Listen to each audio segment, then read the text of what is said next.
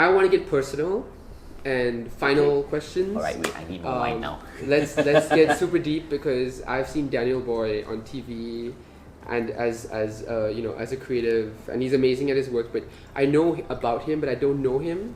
So now I think it's a chance for all of us to get to know some details about him that would help us, and just fill in those gaps of curiosity, which we have for him, I'm sure, when we see him on all the shows.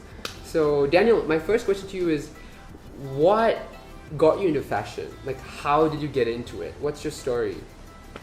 Okay, fashion's an accidental career for me. Oh, really?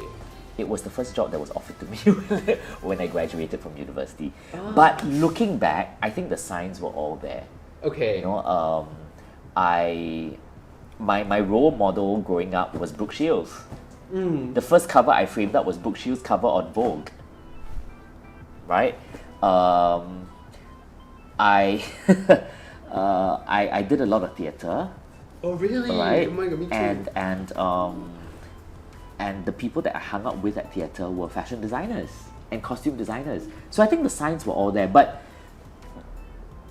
realistically, it wasn't a job that I didn't pop out my mother's womb holding Vogue. You know what I mean? Yeah. I wasn't the sort of person who said, you know what, when I graduate from university, I'm going to go into fashion. I had no idea what I was going to do. And now that explains the theatrical element you add in your fashion right. pearls. I love it. And yeah, it's so good. At the end of the day, I don't come with that fashion baggage as well. Yeah. To me, I'm passionate about fashion, but I'm realistic about fashion. Do I eat, sleep, fart fashion? Yes and no. Fashion's important to me, but fashion's not the be-all and end-all. And if fashion became the be-all and end-all, I might be a very different person. I might not be the kind of person that you may like, right? But because fashion to me is something that's part of my life. Right. Right. So I approach fashion the same way I approach my life. Yeah. And I have the same mantras for my life as I do with fashion. Yeah. You know what I mean? Yeah. Does that make sense? Makes a lot of sense. So it was the first job that was offered to me. The only reason why I took that job was because I wanted to earn money so I could backpack in Europe. Right? Through fashion? I made the money. I went to backpack. I came back. Oh, wow. I came back because I ran out of money. Okay, I was offered the same job. So I earned money again so I could go back to Europe. I backpacked until I ran out of money again, and I came back and I was offered the job the third time. And when I was offered the job the third time, I said, hey, you know what? Either this guy is a sucker or I must be very good at what I do. Wow. Then I decided, okay, maybe I should give it a shot.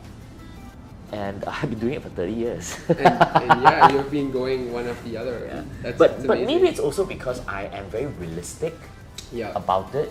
I don't have my head in the clouds. Yes, I love fashion. Yes, I respect fashion. But I'm realistic about it. Yeah, and that's how you're relevant, and that's how you kind of make it practical and happen. Because if you're, idealistic but you're ambitious, I mean, I've learned that you have to be realistic because you're not going to meet the market. Yeah. I mean, when I was mooting the idea of the front row to a lot of people, there were people who said, oh, nothing beats a live show. You can never replicate a show on the digital platform and all that. Right. But at the end of the day, if you're a really good creative, you will find a way. You'll find a way to replicate it. You'll find a way to create that experience. And you have to let go of your baggage. You can't be precious about your work. Because if you're good enough, you would be able to pivot. If you're not good enough, that's when you run out of ideas. That's true. You know what I mean? So if you're really, really precious about your work and you're hanging on, you're going to be irrelevant one day. That's true. Like the Parisian couturiers. Yeah. The couturiers who hung on became irrelevant. Yeah. They lost control of their houses. That's true. Right?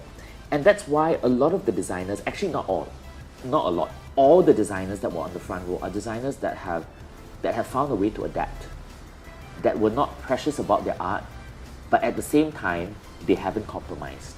That's true. Yeah. Right? And that's why I was excited about Cool as well. That's why I included Cool, because let's face it, do you honestly think a lot of the magazines are still relevant now? Why are magazines dying? magazines that have long storied histories, amazing titles, have all died because they haven't adapted, Yeah. right? Yeah. But I saw something that excited me about Cool. Yeah. You know, and I do think that and that's why I asked you that question. What is the future of the printed media? Yeah. Right? I think the printed media can still exist, but in a very different form. I agree. Yeah. Yeah, me Right. too. When I'm doing Cool Magazine or whatever, Yeah, I think yeah. it's important to be relevant because the consumer market is changing. People that are reading magazines, they don't want something that is, you know, like, who cares about celebrities? I mean, they still care a little bit, but it's not as important as before. It's more about, do you connect to me? That's why storytelling is important. Authenticity is important. Yeah. Being, you know, real and being super, and that's just not just fashion. It's social media, it's marketing, it's everything. Product. So if you're a brand and you're a big brand, your brand name is important, but not as much as before. You just have to be really relevant to the consumer. And consumers are smart. They're not stupid anymore. Yeah. They know, and they know what's gonna work for them. Yeah. And they don't have the parents nagging them what is gonna work for you. So they have their own minds. So you really have to be individualistic and cater to the need as deep as possible. You have to be authentic. It's know so what I mean? important. Authentic is very important. Authenticity important. is so important. Yeah, Nowadays. exactly. Tell your story, and emotionally, you even with marketing and stuff. Like, I study marketing, and marketing has shifted so much from just the functional attributes to something that's more, you know, emotional and psychological. Because that's what's you know, meeting the consumer market more. Because they see a product, they see brands as something to fulfill their symbolic desires, something that's hedonic, something that's a way to connect with society on a larger abstract level. So I think even with fashion, if you understand that and be real, it's going to have a way more better impact than what you think would do traditionally. So yeah.